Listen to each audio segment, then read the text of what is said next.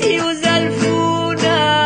بکشیشونه نکنین کاره بوم دیوونه نکنین کاره بوم دیوونه میتنی روحی بچه کوهی دریا درتی در کشتی نوی دریا درتی در کشتی نوی باعث خندت سربر بنده به قیمت خریمتی نازشنده باعث خندت سربر بنده به قیمت خریمتی نازشنده رفیق به دوش